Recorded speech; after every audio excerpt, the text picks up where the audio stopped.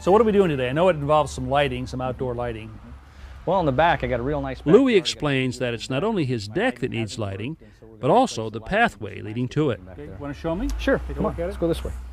Well, we want to do a little bit of path lighting here, down the right side here, and I got a couple steps coming down, and this step's really Oh yeah, yeah. created This some could be problems a with the problem, kids. couldn't it? Yeah, in so- the dark. All right. So the idea that would be the path lighting would sort of just follow this curve Correct. right around here. Anything else? Well, we wanted to do some tree lighting right here. There's going to be a ground light that was going to shoot up this tree here for Oh, I like some that. illumination. Yeah, highlight this.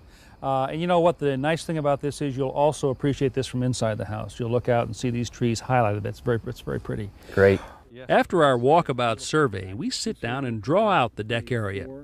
From this, we can determine how many fixtures and how much wiring we'll need. Now, these are some of the styles you can choose from. These are all driven into the ground with stakes in the bottom. What kind of appeals to you? I really like this one here. Okay, what's this called? Well, we took our drawing to the Home Improvement Center and got everything we're going to need for this job. Now, this is the fixture that Louis picked out to go along the pathway. It's metal, aluminum, it'll never rust. And what I like about this particular system is that it's very easy to assemble, just 3 pieces. This post goes in there, this cap goes on the bottom down here, and then everything is held in place with 2 set screws. We just tighten down these 2 set screws and we're ready to go.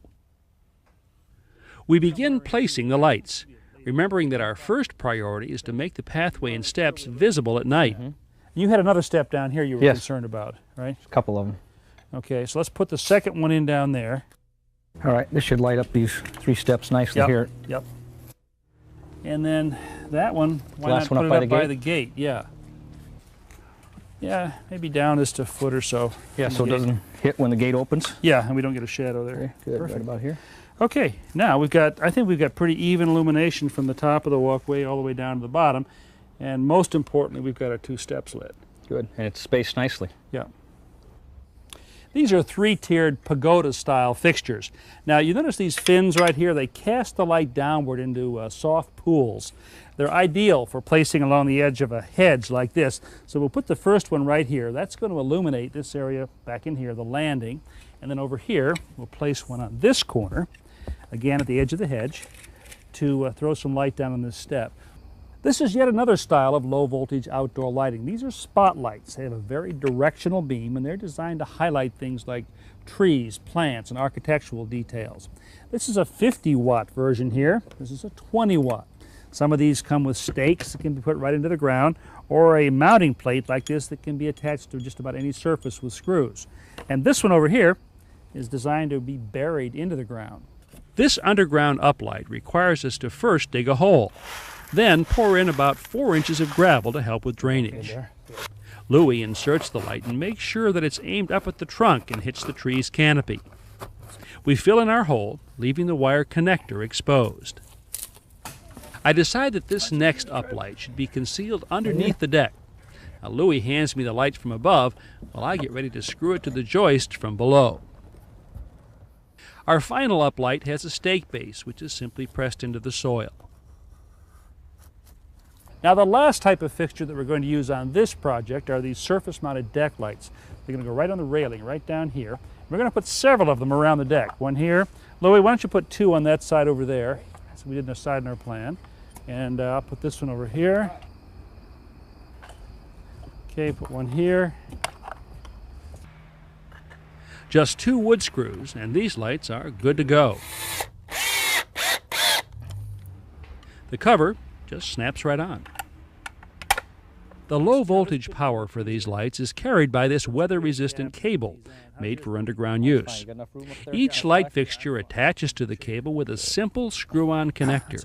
What could be easier?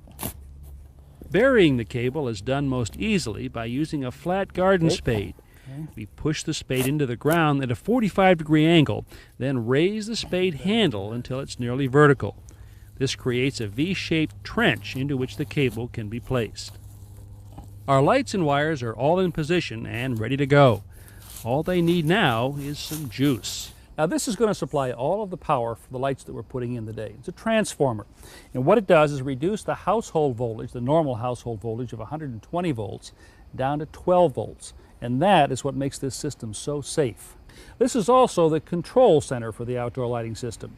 From here, you can turn the lights on and off manually, or you can set them to come on and off automatically. Well, it's about time for our moment of enlightenment, if you will. We restore the power, wait a few minutes for dusk to arrive, and hit the switch. And do we have light? You know, I'm really pleased with the way this turned out.